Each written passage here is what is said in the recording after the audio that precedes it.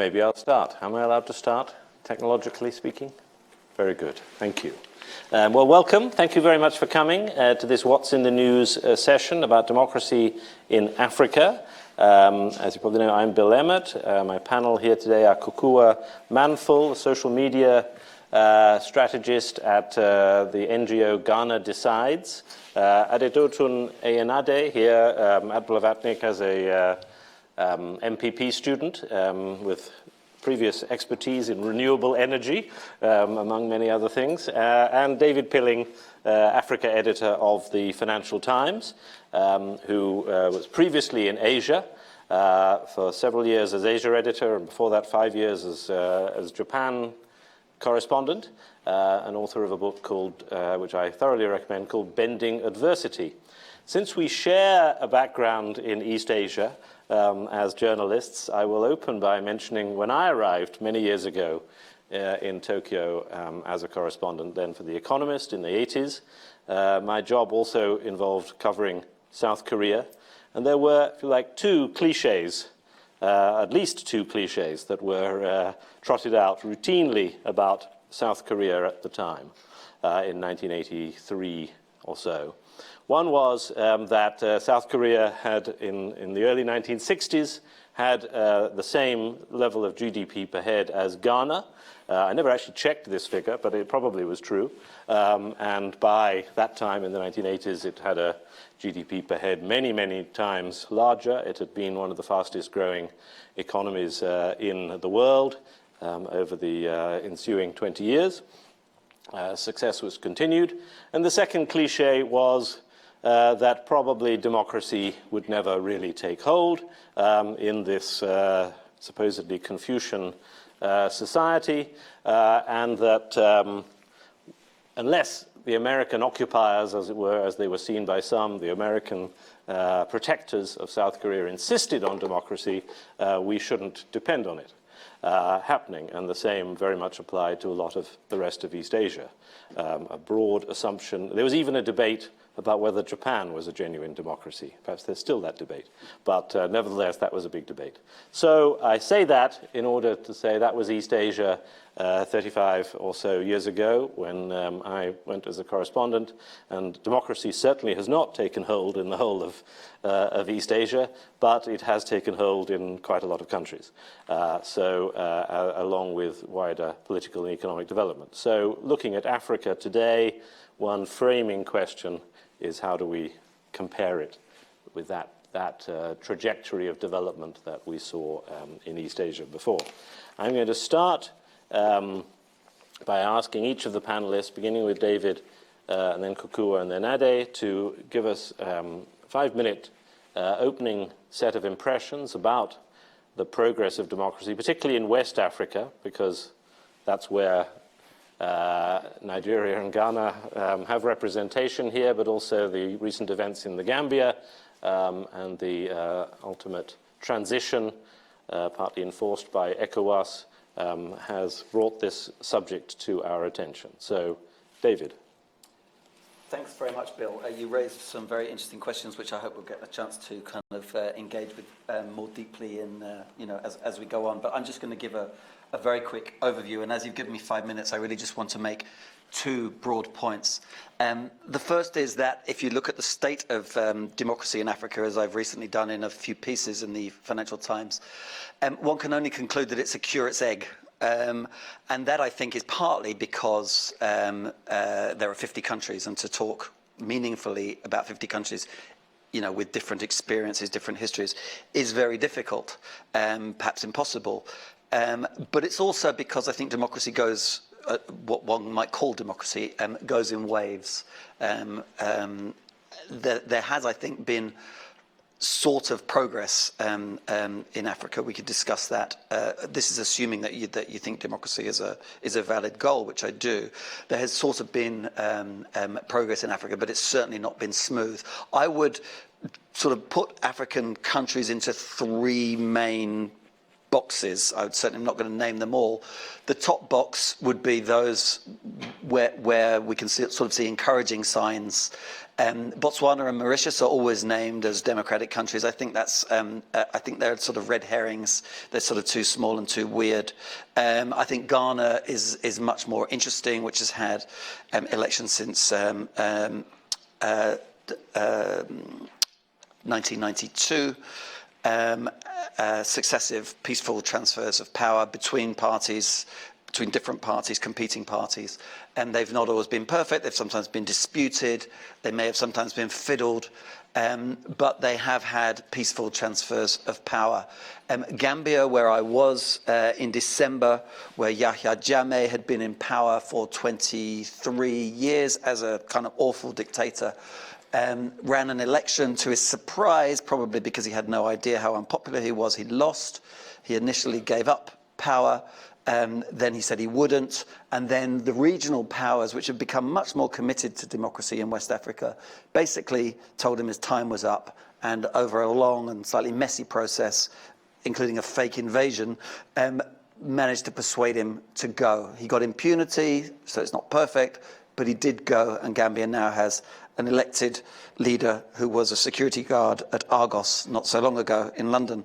And Nigeria was the other country I'd name in this box, had a peaceful transfer of power from one civilian administration to another in its last election, Nigeria being a hugely important country in Africa, perhaps the most important country in Africa, therefore emblematic.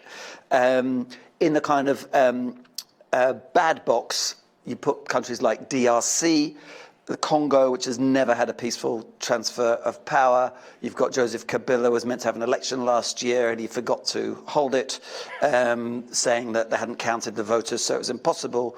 You've got a country like Rwanda, which has a very interesting, though authoritarian leader, Paul Kagame, who's basically said he's staying on. He did change the constitution by a referendum, but he's staying on.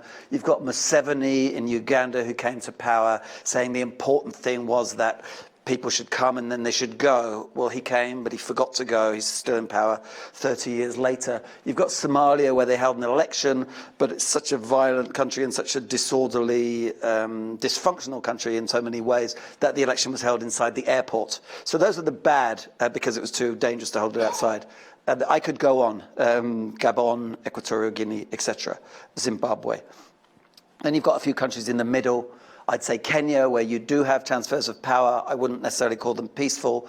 And you do have this kind of curse of different ethnic groups using elections to really grab all the power. And the phrase, "it's our turn to eat," has come from Kenya, and it's not a meaningless phrase. You know, we got power, now it's our turn, rather than democracy being something for everybody. It's something for the group that wrestles power at that particular moment. And finally, in that kind of mixed bag group, you have South Africa, which has, in a sense, been extremely disappointing. You know, the great hopes of the rainbow movement sort of fading away. You've now got Zuma in power, sort of trying to really hollow out a lot of the institutions. But the good news in South Africa is the institutions are fighting back. The public protector has put out lots of reports saying Zuma is a corrupt.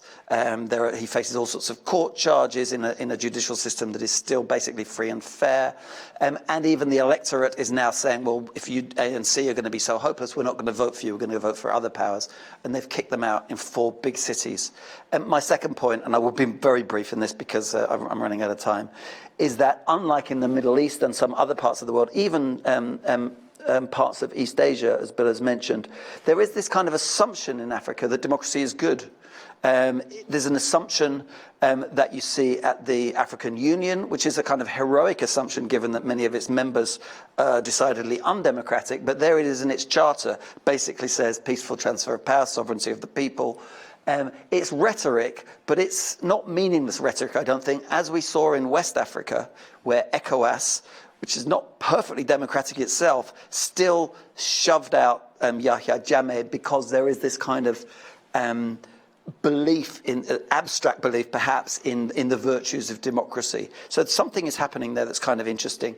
And then you have opinion polls, and opinion polls show that Africans, by and large, are more wedded to democracy than many people in other regions. that may well be because they haven't had it yet properly, and they still hold it as an ideal. But opinion polls show that people's belief in, freely elected governments, in the importance of institutions, in the ability to throw people out of power and not to be run by one person or one party, it's actually stronger than in some places. While it's going down in America, and opinion polls are very interesting and strange in America, where youth is not nearly as wedded to democracy as older people. In Africa, the belief in democracy is held quite firm, and I'll leave it there. Great, thank you very much. Great overview. Kukua, your country was put in the encouraging box. Helpful. Well, yeah, I mean... Do you agree?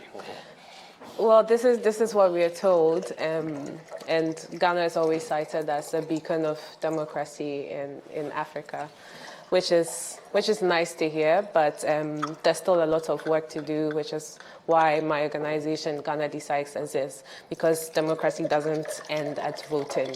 It's constant engagement with the government you're elected, holding them accountable, asking questions, and making them do the things they promised, the reasons why you voted for them.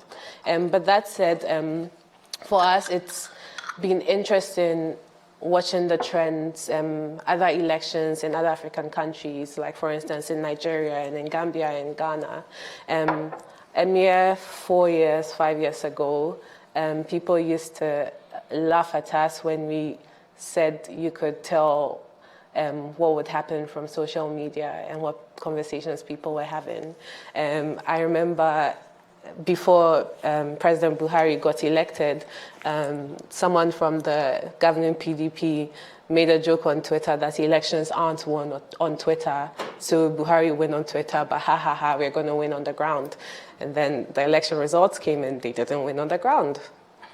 The president on Twitter became the president of Nigeria. And the same thing happened in Ghana as well. On social media, everyone was voting for the opposition party, the MPP. And when it came to elections as well, the MPP won. And for us, some of the things that have caused this is a lot of young people have gotten very active and interested in government and elections through social media. Complaining about something and getting a response is just a click away. A lot of ministers and government representatives have social media accounts, and people have direct engagement with them, and they feel more powerful than maybe just their parents' generation who had this sort of feeling that nothing really matters. It doesn't matter who I vote for, nothing really changes. But we have a young class of people who really believe that they have the power to change governments they don't like. And we saw that with Gambia, when there was this feeling of relief and mass celebration all over the country when people saw that their voice mattered and counted. And it went great until Yahya Jammeh decided maybe he didn't want to step down after all. I mean, we could find whatever reason it was for him making that decision. But the good thing is that in the end, the people prevailed because they complained. ECOWAS stepped in, which I was surprised by. I don't trust ECOWAS, but I was pleasantly surprised that they stepped in, and there was no violence. No killings, no one was hurt, and they got Yahya Jammeh out of the country, and now the people's choice is the president. Now, as to whether the people that are chosen by these people end up doing a good job, I think doesn't matter to me, but the most important thing is that people know that when they want a change, when they go to the polls and they vote, they see a change. So, yeah.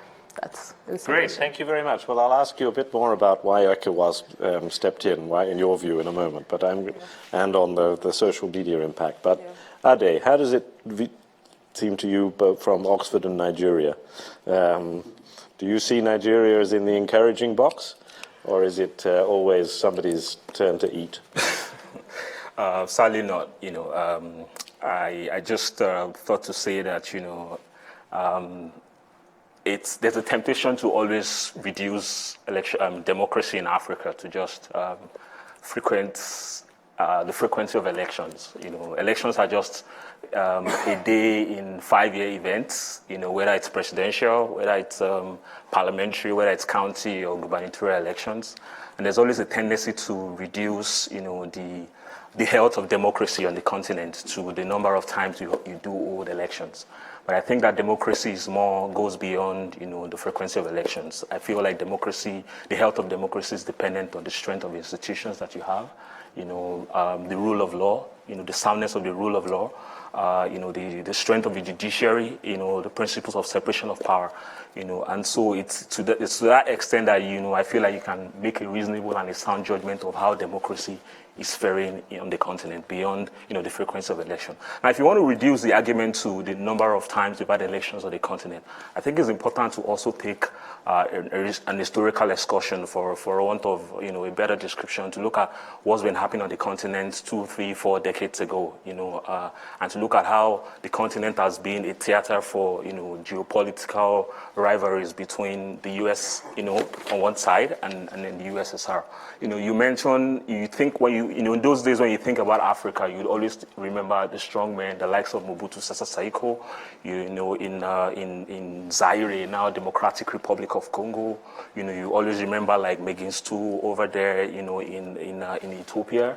You remember, the likes of Nasibe Eyadema of Togo, and many more other strong men and dictators whose relevance and whose stranglehold on their countries, you could ascribe them to the fact that they had the support of either of the two, superpowers. But now in the aftermath of the collapse of, of the Soviet Union and the new world order, we've actually seen a radical improvement, even though you want to just give it like a grudging acceptance of, of the fact that things have largely changed. You've seen a significant reduction in the number of like sit-tight African leaders. Yes, you still have the Mr. Yoweri Museveni of Uganda there. You still have, Old Bob in Zimbabwe, who's been there for God knows how long. There's a whole generation of young people that have not known any other president apart from Bob in Zimbabwe. But I still feel like the continent has made significant progress. As a matter of fact, since 1991, the continent has peacefully ejected more than 35 incumbents, through peaceful democratic elections. You don't see that played out in the press. Because of course there's always this narrative of like, you don't find good news coming out from the continent. But beyond that, I feel like, there are positive news, so I just want to I want to give I know the reviews about democracy on the continent is still very mixed, but I feel like what happened in Gambia in the last couple of weeks offers significant hope, and it's a very loud, an articulate statement about the yearnings and the aspirations of Africans for change, for peaceful change. You have Mr. Yahya Jammeh, who's been in power for like 23 years. He came to power, via military coup by toppling the post-independent president. And he's such a very ridiculous character. He's ascribes himself several titles, several names, that is reminiscent of another old dictator in Uganda, Idi Amin, But the fact that, he on his watch, beyond being a military dictator, he sort of suppressed opposition. He sort of muzzled the press. There was no free press. And more recently, the United Democratic Party, which is like the main coalition of opposition parties in Gambia, just before the election, one of the things that he did was to imprison the leader of that party. Now today the world is talking about Mr. Adama Barrow as the new president. He was, he came from relative obscurity. No one knew him. Of course, the British press is always quick to deride him as a guard as a security guard in Argos. But I think it speaks to the fact that there was a guy who came from relative obscurity, whom no one knew, who was not a big name in Gambian politics. Who came and toppled a dictator that has been in power for more than 20 years. I think it's a very, very loud statement. There are positive signs, there are optimistic signs about the fact that democracy, the yearnings and aspirations of millions of people on the continent can only find expression through democracy. I see that in Ghana. where there's been a peaceful transition of power. I mean, incidentally, in Ghana, one of the coalition or the party that was sent to appeal to Mr. Yahya Jammeh was actually made up of Mr. John Mahama, who just a week after, had also lost an election to the new president. So I feel like there are positive signs. And to the question of whether my country represents, progress democratically. I think we've also come a long way, to the fact that now we have, for the first time in a number of years, a party in 2015, a party that was in the opposition, winning the election peacefully. It was a peaceful transition of power. What and all that represents significant progress. And I feel like if countries like Nigeria, looking at the size, looking at, its clout on the continent, if they can make, peaceful transition, then it's a potent message to, to recalcitrant leaders like Mr. Joseph Kabila of DRC, who is using the cop out of the fact that the country doesn't have resources to hold elections, to stay put in power, to the likes of Mr. Pierre Nkurunziza of Burundi, who has continued to stay on in power even after the expiration of his term. I feel like if big players like Nigeria, like Ghana, like South Africa can make a statement, and they can use their clout, perhaps smaller nations like Gambia would also follow suit. But it's also important to stress the role of sub-regional groups or regional groups in advancing the cause of democracy in the continent.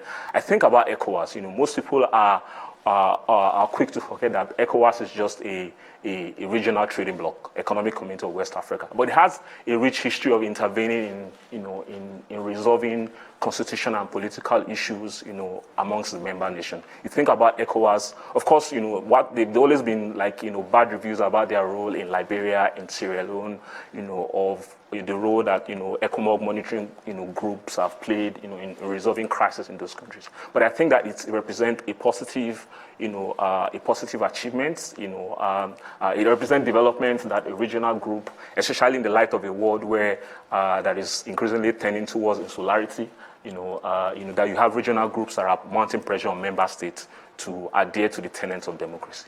I feel like, there are positive signs. Very good, very good. Well, let's start with that sub-regional group point about ECOWAS, and then I'll move into social media and the role of civil society. Kukua and then David, why did ECOWAS do this and stage this fake war, fake invasion, as David puts it? It was a real invasion. It just wasn't met with resistance. The Gambian army, the general of the Gambian army, was out again on Twitter, a Twitter video saying, if the ECOMOG forces come here, I'm going to welcome them with a cup of tea. It was an invasion. We saw videos of armed vehicles and tanks driving into the Gambia as people. Yes. Yeah. I think it was a show of strength mostly for Yahya Jammeh, because for almost everyone else, including the security forces, they could see that his time was up and everyone wanted him out, including people from his own ethnic group, which is always touted as a thing that is sort of like monolithic. Everyone from your ethnic group wants you in and everyone who's not wants you out. But this isn't what we saw. His time was up and it was time for him to go. And in his case, David, would he have gone if Barrow hadn't threatened him with the judicial action that he did? In other words, was it just that and he was bargaining for impunity? Or I think, yeah, I mean, he said he'd go at first, and then some of Barrow's people gave an interview actually to The Guardian where they suggested that he might be tried. And then I think he got scared and thought that the way not to be tried was to stay in power. I mean, whether it was a fake invasion or not, I think is a sort of a moot point. Actually, I think when they said they'd crossed the border that night, they actually hadn't crossed the border. They came in afterwards. There was an attempt to kind of scare Jammeh, I think, but that in a sense that's irrelevant. They were prepared to invade, I think, which is important. I mean, it's true. I mean, ECOWAS was set up as a trade body. It's done very badly in terms of kind of regional trade, partly because Nigeria just dominates the whole region so much. Nigeria is 20 times the size of the second economy in the region, which is Ghana. So it's a very kind of lopsided arrangement. I happen to believe that kind of regional integration would be extremely good for lots of African countries because they're too small, sometimes too landlocked, or i.e. they are landlocked, to really benefit from global trade. And that would help to bring kind of scale and specialization. But the truth is that ECOWAS has not done very well on that. But weirdly, it's turned its attention to other things. It has a charter. It's tried to put through term limits. It was very interesting, as you mentioned, that I think the first 4 leaders who flew in to try and push Jammeh out had all been sort of the beneficiaries of free and fair elections. Muhammadu Buhari. Then you had John Mahama, who'd lost and agreed to go. You had Macky Sall, who'd come in and had shortened terms in Senegal, and so on. There's a sort of it's a sort of a shame thing, some countries have done it, so why not others? And there's this kind of sort of collective agreement that's sort of been reached, partly in a kind of an unspoken way, that this no longer holds. It's no longer kind of acceptable in Africa, I would say anywhere on the continent, to stage a coup and to take over.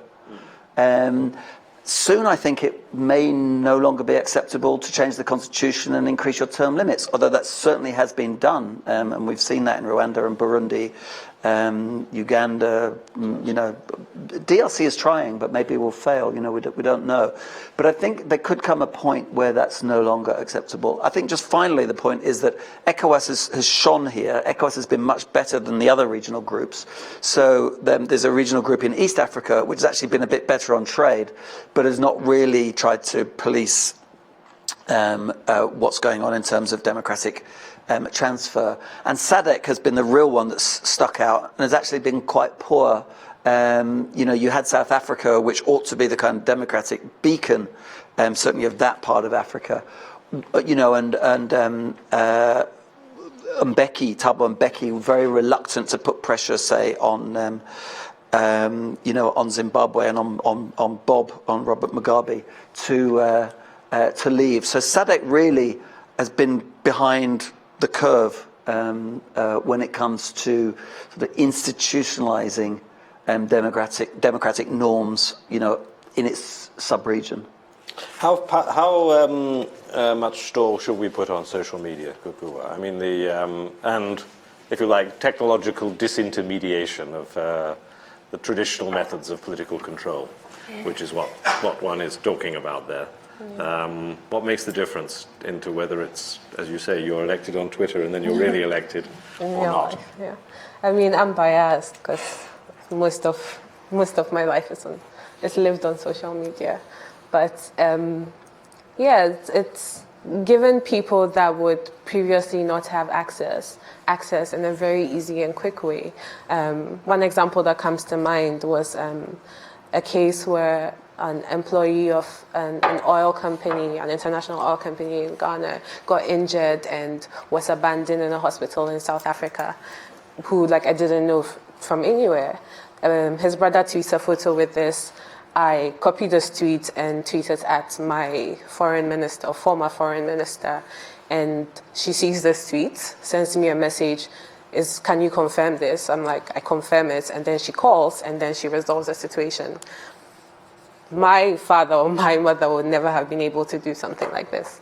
And apart from this unprecedented level of access, it's just much more easy to tell the mood of people.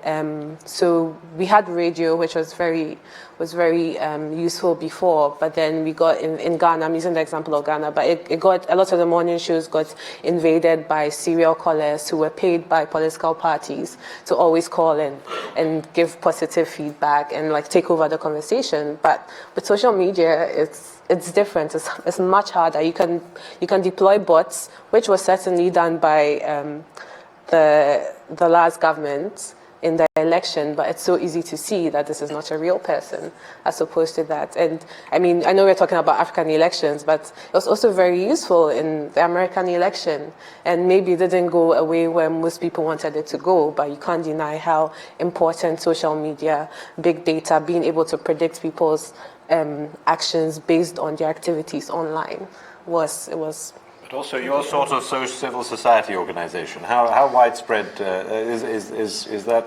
Are you an infection that's going to spread across to other countries? I mean, yeah, I mean, it exists. Like, even in the Gambia, there's a lot of active CSOs, like feminist groups, human rights groups that are acting. It's just harder for them to be seen or to be visible, to be heard, because of before it was so authoritarian in their country.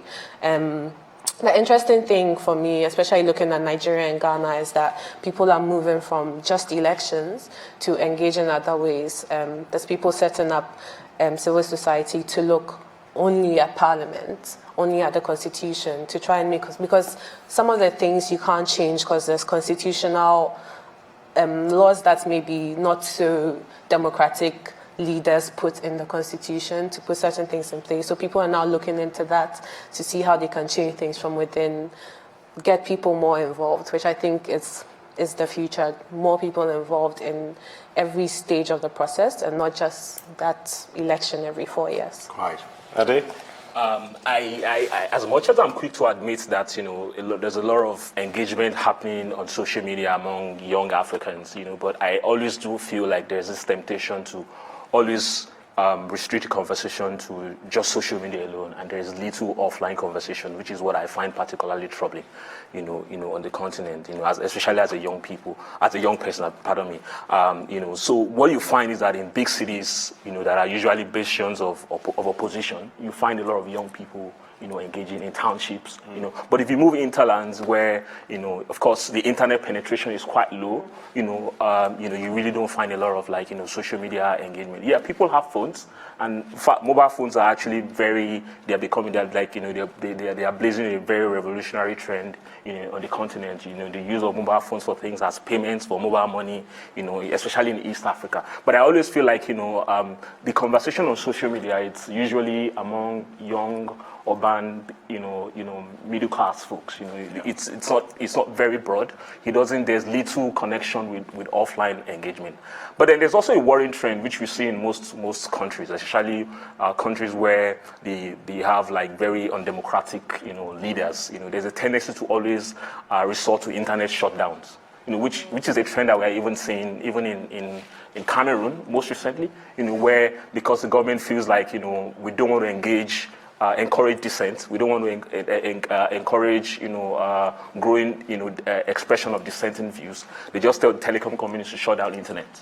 That happened a lot even in the Middle East, in North Africa during the Arab Spring. In fact, Mr. Yahya Jammeh also explored that idea of shutting down the internet. In Uganda during the election last year, we also saw that happening. We saw that happen where the government will say, okay, shut down Twitter, shut down Facebook, because they know that it encourages But I feel like beyond social media, there's a need, which is one of the things I find troubling, is the fact that there's little democratic engagement between electoral circles. I have had the opportunity of living in 2 countries on the continent. Between elections, you find that the opposition goes quiet. Between election cycles, they go quiet, and just a year or two before elections are going to happen, then they start, organizing. And I feel like opposition party, and even most civil society groups, you realize that it's at that point that they start to organize to say, and it takes for you to defeat an incumbent, and you have examples in countries like Ghana. Your incumbent president has had 2 or 3 attempts at, before. I think he became president on the 3rd attempt. Same thing for Mr. Muhammadu Buhari, who became president on his 4th attempt. To be able to unseat an incumbent, especially on the democratic one, you need to devote a lot of resources in building grassroots support on the ground. I think about a country like Tanzania. where CCM, the independent party, Chama Chama Pinduzi, has been in government since the country became independent. The opposition made inroads in the last election in 2015, but it was so difficult. They only ate into their margins, but they still have the incumbent in power. And I feel like I'm even surprised that the incumbent president is developing some anti-democratic tendencies. One, in trying to reduce. They've passed a recent anti-cyber crime law, that forbids people from openly expressing dissent against the president. So my point is there's a need to have active engagement on social media, but I feel like it should be complemented by serious organizing, by mobilizing people to question, to hold their leaders accountable, to hold their MPs, whether it's within or outside of election circles. Very good point. Now, let me open up to anyone in the room. We've got a microphone coming. Please identify yourself in whatever way you wish. Okay. Hello. Okay. Thank you for this. You see, I'm from Sierra Leone, and the Gambia is our neighbor. And every time we talk about democracy in Africa, I just look at Gambia and I look at Sierra Leone. So, and I'm also at BSG. So at BSG, they teach us about institutions and democracy, and we're future leaders, and it's about the rule of law and all of these things. And I just don't buy it. 6 months being into BSG, I just don't buy that narrative. You have a lot of African countries that perform democracy. Like Ade, you rightly said, it's most of the time the indicators are within elections. But other ways we perform democracy is the distinction of our legislature, executive, and judiciary. We have that. We have civil society. We have election observers. We do all the things the West tells us to do that are markers of democracy. But when it comes to actually serving our people, we fail. You see that Gambia, so I'm coming to my question, but Gambia is a landlocked country. Sierra Leone is not. It is. Gambia is completely landlocked. All they have are peanuts. We have bauxite, we have iron ore, we have gold, we have diamonds. Gambia and Sierra Leone today, two very different things. What Jammeh did for 22 years, despite repressing his people and various institutions, Sierra Leone is not even close to Gambia in terms of GDP. You see what happened with Rwanda. South Africa, the beacon of democracy, there hasn't been economic liberation for its people. So you still have a certain class of people that are benefiting. So I don't know, when we talk about democracy in Africa, in my personal opinion, where Africa is in its history, I don't know if democracy works. So I just want to push back and say, no, I don't actually. I personally, I say it very openly, there are forms of benevolent, quote unquote, dictatorship that have served their people, as opposed to those that perform democracy, and we still see that people can barely eat in our countries. And that is what I think as a young African woman. So I want to push back and say, where are our opinions around the performance of democracy? Has it really lifted the continent to where it needs to be? Well, this is almost the South Korean question, because in at least 1983, certainly in 1975, you'd say no democracy, but you certainly had rule of law in South Korea, but it didn't apply to Park Chung-hee himself until he was shot. The rule of law in a brutal kind of way. Look, I think you raise some interesting points. I think you're right that you can have a democracy, or you can have something that looks like a democracy that basically kind of games there's a lot of gaming going on, gaming the West, traditionally anyway, now China is a player, in order to get, aid flowing in, money flowing in. And one of the criteria for that was that, you were a democracy, you held elections, you might leave if people told you to leave.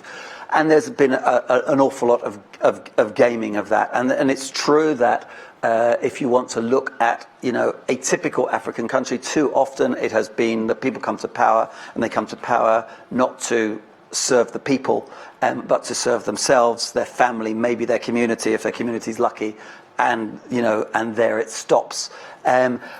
And I do think that what has been lacking in most of Africa, through no fault, I should say, of the individual polities that have been created by colonial powers, is a sense of kind of nation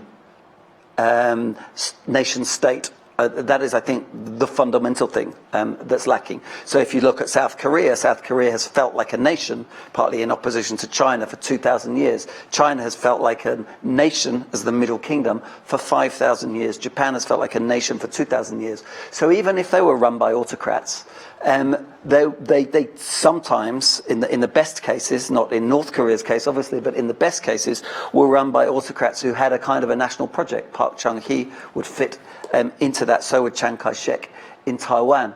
And when you have an autocrat in a country that doesn't feel like a country, you just have an autocrat who steals. And that is all too often what's happened in Africa. So if you say you can't point to a democracy that's worked, I would counter. I can't point to an autocratic government that's worked.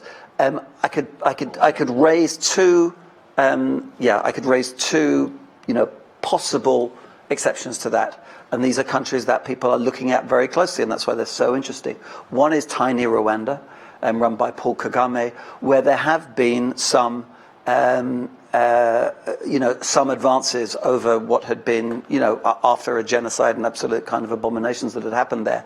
There has been some economic improvement. There has been some educational improvement. There's lots of women in the cabinet. I think there's, Rwanda probably isn't all it's cracked up to be perfectly honest. And it's also quite fragile. It's very much built around Paul Kagame, and I wonder what will happen if and when he goes. But there's an example of a very small and atypical country, but nonetheless. And the other one, I think, in a sense, more interesting, is Ethiopia. Ethiopia fits into my category, actually, because it feels like a nation, because it has a history going back. It has a mythology that goes back maybe 1,000, 1,500 years. The first Christian country in the world, etc. Some of these things aren't true; they're myths, but they're important kind of founding myths. And Ethiopia feels like a country. That's why you have the Tigrayans. Only 6% of the population are in charge. But I would say that even though they've done very bad things and people are shot, and it's a very repressive regime. That actually there is a national project in Ethiopia, and the point of the Tigrayan power is not primarily, maybe secondarily, but not primarily to enrich themselves, but actually to make Ethiopia a strong, prosperous country. That looks more like an Asian country than I've seen elsewhere in Africa. But I think to say, autocracies work, democracies don't, is far, far too simplistic. I know you didn't say that, no, but I'm just trying to sort of sharpen the debate in a sense. I'll leave it there. I could go on, but I think it's a fascinating topic. On the myths, of course, it's not entirely clear that Amaterasu, the sun goddess, really started the imperial line in Japan either. Jumping out of someone's thigh, I think, yes. I'm not sure it's really exactly, at the back. My name is Marcus de Freitas. I'm a visiting fellow here. It's interesting because the issue of democracy doesn't necessarily imply economic development, because we do not necessarily elect the brightest people for the offices. Now, my question is this. How are political parties doing in Africa? Right? Because that is basically where the new generation of leaders or the opposition is built. So I wanted to know how some of the countries are dealing with this process, because it's complicated all over the world. And the second question I had is the following. I come from Brazil, and in Latin America, we do observe that there is a shift in the ideological pendulum of the region from the left to the right. And we have observed that in Argentina, Brazil, Chile, all over, this is happening in the region. How is that? Is the same movement taking place in Africa? Thank you. Thank you. Kukua, do you have a view on either of those, the establishment of political parties? In Ghana, categorically, there's no left or right. They say, the two leading parties say they are left and right, like social democrats and property-owning democrats, they call themselves. What does that even mean? But it doesn't map onto what they actually do. I think one reason why it's so pronounced is because in Ghana, they somehow map the system to the American system. And reliably, when the Republicans have won, the NPP has won. And when the Democrats have won, the NDC have won, reliably, like since 92. But they say they're leftists, but it doesn't show. So for instance, the last government, who's supposed to be the Social Democrats, sort of oversaw unparalleled grasping of state property and privatization, which you wouldn't expect from like a socialist party. And then the people that claim to be capitalists also oversaw the setting in place of national health insurance systems, mass school feeding projects and things. So I think it's a thing they do to be friendly with their American governments to get aid and things, but they don't live by it. And also things unite them. So for instance, like, again, the left in other countries are more liberal, accepting of gay rights and feminism and things like that, but at Ghana, they are united in their opposition to things like that. So ideologically, there's not really anything. I get, at least in framing it in those terms, left, right, it doesn't happen. Ade, you want to say a short answer? React to about the health of opposition or political parties on the continent. I just think it's important to stress the fact that multi-party democracy is actually very new on the continent for many years. Especially post-independence years, most of those countries were one-party states. So it was until like the early 90s that you started to have a lot of multi-party, elections, on the continent. And beyond that, what you do find is that for most of those parties, some of them are either members of the ruling party and they fell out, and so that becomes when they fall out with the ruling party or within the ruling president, they go constitute their own opposition parties. Which if you look at it closely, it's not radically different from from the ruling parties. Maybe because they just have like differences around how positions should be filled, or their access to the elite access to resources that becomes like the point of division. So which brings me closer to the point of ideological nature of those parties. Except for a few parties in Africa, maybe like the CCM, for instance, which is we used to have a very, very strong socialist leanings from CCM of Tanzania. Most of these parties do not really have any ideological content. So these guys, they don't campaign on the grounds of like, okay, so we are left-leaning, we are right-leaning.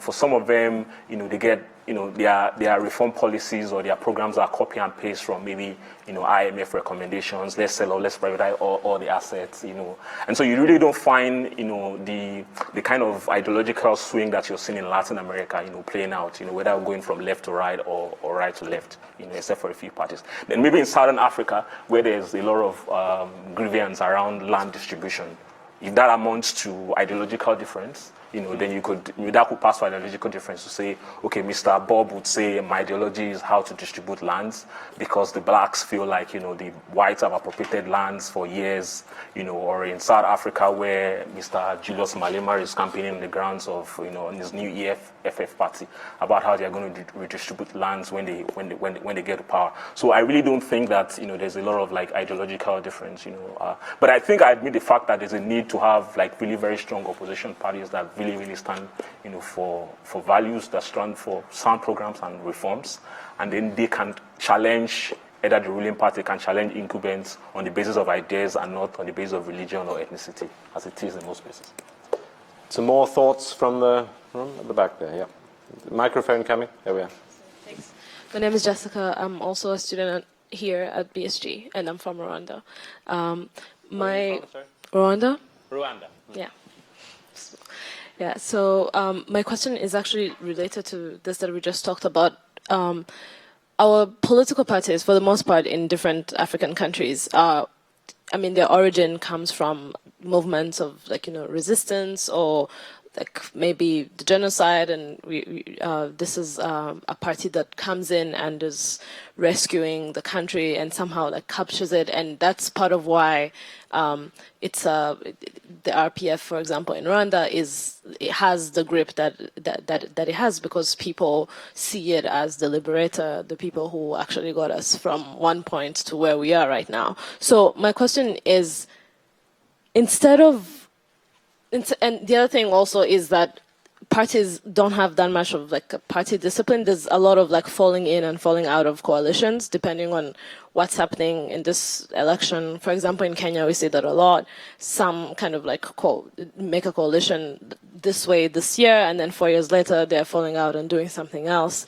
And I'm wondering, instead of saying things like, oh, let's see how it happens in Rwanda, like it's fragile and we think it might bust or something might happen to it. Is there ways to think of like moving from this, like the way these parties were created or the way politics are being played right now, to a more like transitional type of like parties or discussion? Is that a possibility? And how much do the youth or younger people who are kind of more interested in like the ideological kind of debates, how much of a role can they have in kind of creating these institutions in a way that they stick, and then we actually start debating real issues than like history?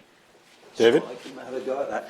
I mean, I agree with you absolutely. I think that it would be wonderful for African countries to have, parties that stood across ethnic, regional lines, and whose main distinguishing factor was, we stand for this versus you stand for that, and then you have something that looks, as you say, much more like two-party or three-party or four-party democracy, and that gives people a genuine choice, and it's not such a kind of winner-takes-all proposition.